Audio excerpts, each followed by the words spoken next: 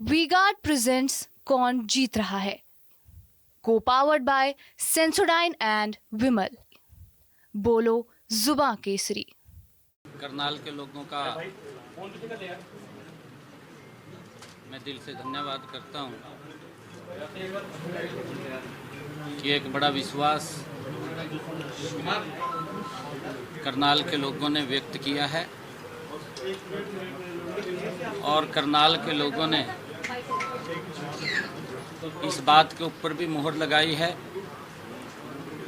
कि अक्टूबर में जो विधानसभा के चुनाव होने वाले हैं, भारतीय जनता पार्टी आदरणीय नरेंद्र मोदी जी के नेतृत्व में तीसरी बार हरियाणा के अंदर भी बहुत बड़े मैंडेट के साथ परचम लहराएगी और आदरणीय प्रधानमंत्री जी के नेतृत्व में पिछले 9.5 वर्षों में जो प्रदेश एक नई गति से आगे बढ़ा है, सबका साथ सबका विकास लेकर के आगे बढ़ा है, जिस हरियाणा के अंदर पिछले 9.5 वर्षों में क्षेत्रवाद का स्थान नहीं है, जिस हरियाणा के अंदर पिछले 9.5 वर्षों में जो नौकरियों के अंदर भ्रष्टाचार होता था उसका स्थान दिखाई नहीं दिया है, पिछले 9.5 वर्षों में गरीब व्यक्ति तक योजनाबद्ध तरीके से मोदी जी के नेतृत्व में उस तक लाभ पहुंचाने का काम किया है। उसी गति से आगे भी आदरणीय नरेंद्र मोदी जी के नेतृत्व में हरियाणा को आगे ले जाने का काम किया जाएगा। गरीब व्यक्ति तक वो सब सुविधाएं योजनाबद्ध तरीके से जो आदरणीय प्रधानमंत्री जी ने, चाहे प्रधानमंत्री आवास योजना है, क्योंकि पिछला जो बजट था आदरणीय प्रधानमंत्री जी ने आवास योजना का बजट को 3 गुना ज़्यादा बढ़ाने का कार्य किया था और उस बजट के तहत हमारे हरियाणा प्रदेश के अंदर भी एक भी सर ऐसा न रहे जिसके सर के ऊपर छत ना हो। ये जिम्मेवारी हमारी डबल इंजन सरकार की है। एक योजनाबद्ध तरीके से गरीब व्यक्ति तक वो लाभ पहुंचे, उसकी व्यवस्था हमारी सरकार करेगी। और एक हमारी सरकार ये सारी व्यवस्थाएं करेगी, चाहे गरीब को मकान बना करके देने की बात हो। पिछले अगर 10 वर्षों में नरेंद्र मोदी जी के और 9.5 वर्षों में हरियाणा का हम कार्यकाल देखें, प्रधानमंत्री आवास योजना शहरी, हमने जितनी एप्लीकेशनें हमारे पास आई थी उन सब को मकान बना करके चाबियां सौंपने का काम ये डबल इंजन की सरकार ने किया है। आदरणीय नरेंद्र मोदी जी की और हरियाणा के अंदर मनोहर लाल जी मुख्यमंत्री थे, उनके नेतृत्व के अंदर हुआ है। प्रधानमंत्री आवास योजना ग्रामीण, एक भी ऐसा सर नहीं रहेगा आने वाले समय के अंदर नरेंद्र मोदी जी के नेतृत्व में हर व्यक्ति को मकान बना करके देने का जिम्मा ये हमारी सरकार का है, डबल इंजन सरकार का है। इसको हम गति से आगे काम को बढ़ाने वाले हैं। जितनी भी एप्लीकेशनें हमारे पास वो सबमिट होंगी, वेरीफाई करके सब लोगों को मकान देने का जिम्मा, गरीब व्यक्ति को घर देने का जिम्मा हमारी सरकार का है और हम उसके ऊपर आदरणीय नरेंद्र मोदी जी के नेतृत्व में उन तक छत देने का काम हमारी सरकार करेगी। सीएम साहब लोकसभा में सीटों की संख्या आधी रह गई है बीजेपी की हरियाणा में, कौन जिम्मेवार है और फैक्टर्स क्या क्या हैं जो आप लोगों ने समीक्षा की है? देखिए, हमने कल विधायक दल के हमारे सभी आदरणीय मंत्रीगण भी थे, विधायक दल के हमारे माननीय सदस्यगण भी थे और उससे पहले भी हमने पार्टी के संगठनात्मक लोगों से चर्चा की है। अलग अलग समयों के ऊपर हमने बैठ करके उसकी समीक्षा की थी, परंतु चुनाव के बाद हमारे सभी विधायक और मंत्रीगण कल बैठक में थे। जो विषय निकल करके आया है, कांग्रेस ने इस इलेक्शन के अंदर झूठ का सहारा लिया है और झूठ के दम के ऊपर इतनी सीटें उनकी आई हैं।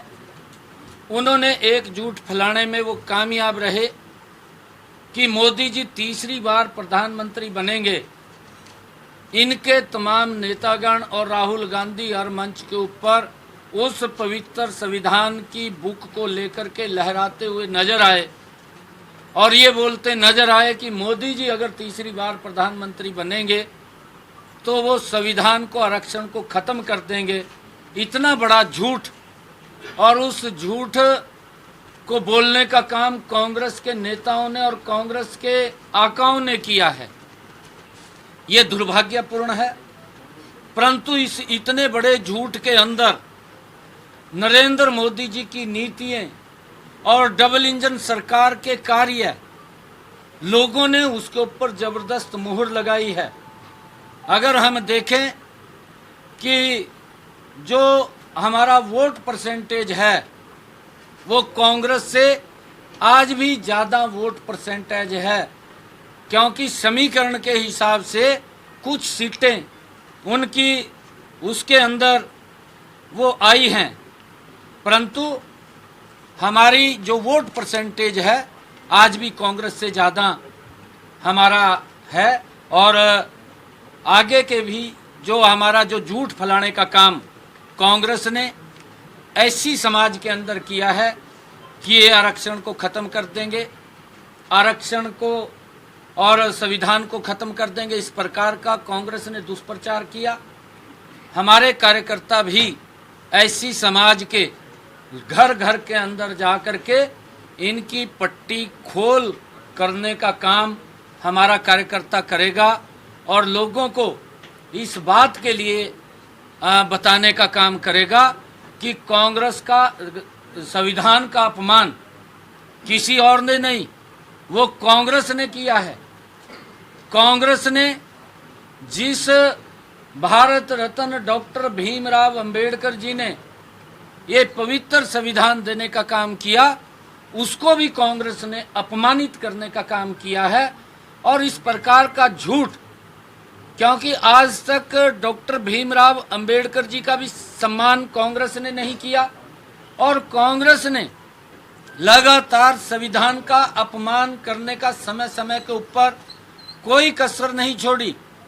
कांग्रेस ने जो हमारे संवैधानिक पद हैं, चाहे वो महामहिम राष्ट्रपति महोदय का है, चाहे वो महामहिम उपराष्ट्रपति महोदय का है, चाहे हमारी वो पवित्र संसद है, चाहे लोकतंत्र है, चाहे हमारे देश के संवैधानिक पीठ हमारे प्रधानमंत्री महोदय हैं, ऐसी जो हमारी संवैधानिक पीठें हैं, चाहे हमारा कोर्ट है, उसका भी कांग्रेस ने समय समय के ऊपर अपमान करने का काम किया है। अगर आप लोग देखेंगे इनके डीएनए के अंदर इन संस्थाओं का, जो इस देश की गरिमामयी संस्थाएं हैं और जो पवित्र संविधान डॉक्टर भीमराव अंबेडकर जी ने दिया, उन सब का अपमान ये कांग्रेस पार्टी ने किया है। नरेंद्र मोदी जी ने, हमारी सरकार ने डॉक्टर भीमराव अंबेडकर जी के जो 5 स्थान थे उनको पंच तीर्थ के रूप में विकसित करके डॉक्टर भीमराव अंबेडकर जी को सम्मान देने का काम हमारी सरकार ने किया। और उसके साथ साथ पिछले 10 वर्षों में लगातार देश को संविधान के अनुरूप चलाने का काम ये हमारी सरकार ने, नरेंद्र मोदी की सरकार ने किया है। आगे भी संविधान के अनुसार ही देश चलेगा, परंतु अगर ये इस प्रकार का दुष्प्रचार इन्होंने किया है, इस दुष्प्रचार का जवाब हमारा कार्यकर्ता एक एक घर के अंदर जा कर के, हमारे ऐसी समाज के लोगों के बीच में जा कर के उनको बताने का काम करेगा। जितना काम पिछले 10 वर्षों में मोदी जी ने गरीबों को मजबूत करने के लिए लगाया है, कांग्रेस ने 60 वर्षों में उनकी मजबूती के लिए इतना कार्य नहीं किया जितना कार्य 10 वर्षों में नरेंद्र मोदी जी ने किया है। आगे भी ये कार्य गरीबों के हित में, वो खुशहाल हों, वो मजबूत हों, उसके लिए हमारी सरकार निरंतर उनकी मजबूती के लिए प्रयास करती रहेगी। हरियाणा में 5 सीटें घट गई सर, 60 से ज्यादा आपकी आगे सीटें का घटी क्या हैं। रोड मैप है? आप ये मानते हैं कि आगे का कांग्रेस क्या के झूठ की होगा? वजह से ये घट गई? बिल्कुल मैंने कहा है ना, मैंने ये बात कही है कि कांग्रेस ने कहीं पर एक झूठ नहीं बोला, कांग्रेस ने एक झूठ नहीं बोला, झूठ के ऊपर झूठ बोला है। कांग्रेस ने यह भी झूठ बोला है कि संविधान को खत्म कर देंगे, कांग्रेस ने यह भी झूठ बोला है एक झटके में गरीबी को समाप्त कर देंगे, प्रलोभन भी दिए हैं आरक्षण को खत्म कर देंगे। ये इस प्रकार की भाषा कांग्रेस ने झूठ बोली है। परंतु 60 वर्षों के कार्यकाल में मैं ये बात बड़े फख्र के साथ कह रहा हूं, मैं 10 वर्षों के मोदी जी के कार्यकाल के जो गरीबों के हित में मजबूत कदम उठाए गए हैं, मैं किसी भी मंच के ऊपर आकर के मजबूती से मैं बता सकता हूं कि हमने ये काम गरीबों के हित में किए हैं। कांग्रेस ने 60 वर्षों में गरीबों के हित में, उनकी मजबूती में, उनकी गरीबी को कम करने में क्या कदम उठाए हैं कांग्रेस भी बताए। मोदी जी ने 10 वर्षों में गरीबों के प्रति मजबूत कदम उठाए, उसका परिणाम ये निकला कि देश से 25 करोड़ गरीबों को गरीबी रेखा से बाहर किया गया। सरकार